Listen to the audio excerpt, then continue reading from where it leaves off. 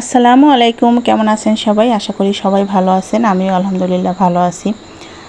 অনেক দিন আগের এই কেকটা ছিল। আসলে ভিডিওগুলো নিচে পড়ে থাকলে দেখা যায় কি যে ভিডিওগুলো এডিট করা হয় না, সামনে যেগুলো থাকে সেগুলোই এডিট করা হয়। তো আজকে আমি একদম নিচ থেকে ভিডিও দেখতেছিলাম যে কোনগুলো আছে, সেটা দিয়েই আর কি শুরু করলাম আজকের ভিডিওটা। তো এই কেকটা কোরবানির ঈদের সময় ছিল হয়তো, আমার আসলে মনে নেই ঠিক, ওই সময়েরই হবে। আর এক একটা ছিল ভ্যানিলা ফ্লেভারের মধ্যে, কিন্তু ডেকোরেশনটা ছিল চকলেট ডেকোরেশন। মানে ফ্লেভারটা ছিল ভ্যানিলা, কিন্তু উপরের ডেকোরেশনটা ছিল একদম চকলেট, যে ডেকোরেশন গার্নাশ দিয়ে সেরকম আর কি।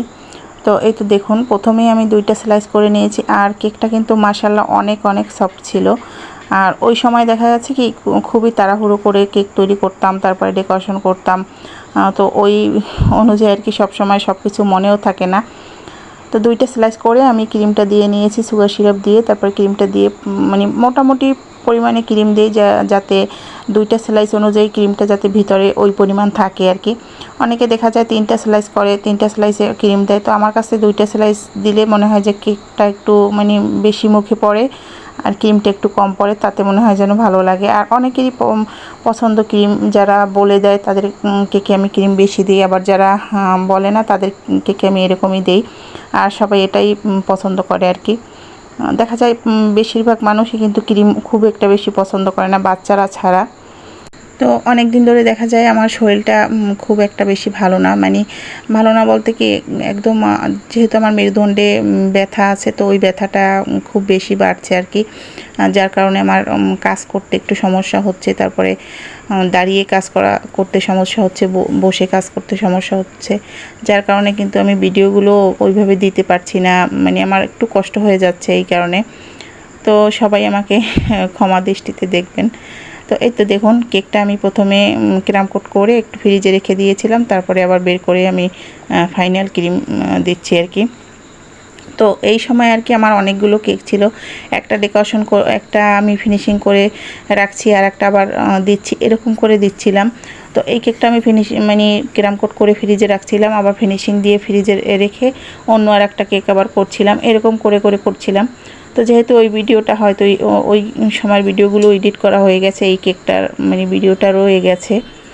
তো এই তো, আর এইটা ছিল রাতের বেলার ভিডিও, যখন আমি কেকটা ফিনিশিং দিয়ে ফ্রিজে রেখে দিয়েছিলাম সেট হওয়ার জন্য। সকালবেলা আমি চকলেট গানাশ দিয়ে ফাইনাল ফিনিশিংটা দিচ্ছিলাম আর কি।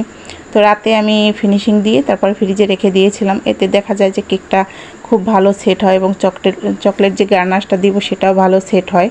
আপনারা যারা আমার চ্যানেলের পাশে আছেন, তারা আমার ভিডিওগুলো কেমন পছন্দ করেন বা আমার কাছে কী ধরনের ভিডিও চান অবশ্যই বলবেন। আমি চেষ্টা করব আর কি আমার সাধ্যের মধ্যে আর কি ভিডিওগুলো আপনাদের সাথে শেয়ার করার। দেখা যায় কি খুব ব্যস্ততার মাঝে কাজ করি, তারপরে ভিডিওগুলো এডিট করা, তারপরে সব কিছু সামলিয়ে আর কি ওইভাবে আর কি মানে সবসময় রেসিপি শেয়ার করা হয় না।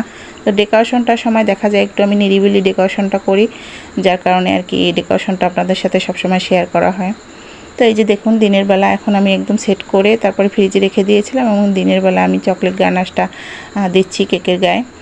আর গানাশটা একটু পাতলাই রেখেছিলাম, যাতে একদম সাইড থেকে বেয়ে বেয়ে পড়ে আর কি, এরকম যেরকম আপু আর কি বলছিল। তারপরেও যেটুকু আর কি সাইডে বাকি ছিল সেটা আমি চামচ দিয়ে আর কি ড্রপ ড্রপ করে দিচ্ছিলাম আর কি।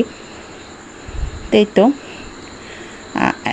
এরকমই আর কি আপু চাচ্ছিল যে একদম সাদা থাকবে, কিন্তু উপরে একদম চকলেট থাকবে, আর ক্রিমটা থাকবে একদম হোয়াইটের ভিতরে। তো আমি সেরকমই আর কি চেষ্টা করেছি। আসলে কাস্টমার যেরকম বলে সবসময় চেষ্টা করি তাদের মন মতো করার, কিন্তু সবসময় হয়তো হয়ে ওঠে না, তাদের মন মতো হয়তো হয় না। তো এটা ছিল একটা স্টার নজেল, ছোট সাইজের, আর এটার কোনো নাম্বার ছিল না, এটা কিন্তু সেটের সাথে যে নজলগুলো থাকে তার ভিতরেই থাকে, বা অথবা আপনারা 20 টাকা করে এগুলো কিনতেও পারবেন, এগুলোর নাম্বার থাকে না কোনো। তো সেটা দিয়ে আমি ছোট ছোট করে ফুল করে দিচ্ছি। আর এরকমই আর কি রেফারেন্স যে পিকচারটা ছিল সেটাতে এরকম ছিল, সেটা দিয়ে আমি তার মতোই আর কি করার চেষ্টা করেছি। সবসময় চেষ্টা করি আর কি, যে দেখা যায় নজল কিন্তু সবসময় একরকম হয় না, দেখা যায় যে রেফারেন্স পিকচারটা দেয়া থাকে ওই নজলটা কিন্তু সবসময় আমাদের কাছে থাকে না। তারপরও আর কি কাছাকাছি কিছু নজল আছে, সেটা দিয়ে আর কি কভার করার চেষ্টা করি। আর নিচ থেকেও একটা বর্ডার করে দিচ্ছি। এই তো তারপরে কিন্তু ডেকোরেশনটা এরকমই ছিল আর কমপ্লিট ছিল ডেকোরেশনটা এখন। আর আবার একটু ফ্রিজে রেখে দিয়েছিলাম যাতে আর একটু সেট হয়। তারপরে আমি নামটা লিখে নিচ্ছিলাম, আর নামটা একদম হোয়াইট কালার দিয়েই ছিল, যেরকম বলেছিল আর কি সেরকমই করার চেষ্টা করেছি। আর চকলেট গার্নাশের উপর নাম লিখতে কিন্তু একটু মানে কষ্টই হয়, তারপরে যদি ক্যামেরার সামনে হয় সেটা তো আরও কষ্টের। তো তারপরে বাংলা হাতের লেখা আমি একদমই লিখতে পারি না, কেকের উপরে বাংলা লিখতে গেলে আমার একদম এলোমেলো হয়ে যায়, অক্ষরগুলো ঠিকঠাক হয় না। তো চেষ্টা করি আর কি, যতটুকু আমার সাধ্যের ভিতরে আমি চেষ্টা করি সেরকম করে লিখতে। তো এই যে লেখাটা আমি লিখে দিচ্ছি। আর সব সময় ক্রিম দিয়েই লেখার চেষ্টা করি, চকলেট গানাশ দিয়ে লিখতে গেলে আমার কাছে মানে ভালো লাগে না বা ভালো হয় না। আর ক্রিমটা যদি স্মুথ হয় তাহলে লেখাটাও ভালো হয়, কিন্তু সব সময় দেখা যায় কি ক্রিমের ভিতরে বাতাস ঢুকে যায়, ক্রিমটা ওইরকম স্মুথ থাকে না। তো যার কারণে লেখাটাও দেখা যায় সব সময় ভালো হয় না, অনেক সময় ভালো হয় অনেক সময় ভালো হয় না। এটা কিন্তু আসলে আমাদের হাতে নেই। দেখা যায় কি কেকের উপরে তো লেখা সব সময় ওরকম একদম দেখা গেছে লিখলাম আবার নষ্ট করে আবার উঠিয়ে আবার লিখলাম, এরকম হয় না, তাই তো। তারপরে কিছু সুগার বল দিয়ে দিব, একদম গোল্ডেন কালারের সুগার বলটা দিয়ে তারপরে একদম ডেকোরেশনটা কমপ্লিট হয়ে যাবে।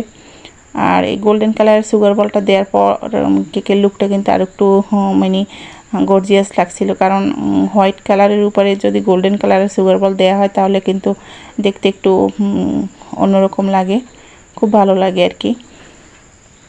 তাই তো সিম্পলের মধ্যে কেকটা কেমন ছিল অবশ্যই যারা আমার ভিডিওটা এই পর্যন্ত দেখেছেন তারা কমেন্ট করে জানাবেন। আর সবাইকে ধন্যবাদ আমার ভিডিওগুলো দেখার জন্য, সবাই আমার পাশে থাকবেন। আর সবাইকে আবারও ধন্যবাদ দিচ্ছি আমার চ্যানেলটা সাবস্ক্রাইব করে পাশে থাকার জন্য। আল্লাহ হাফেজ।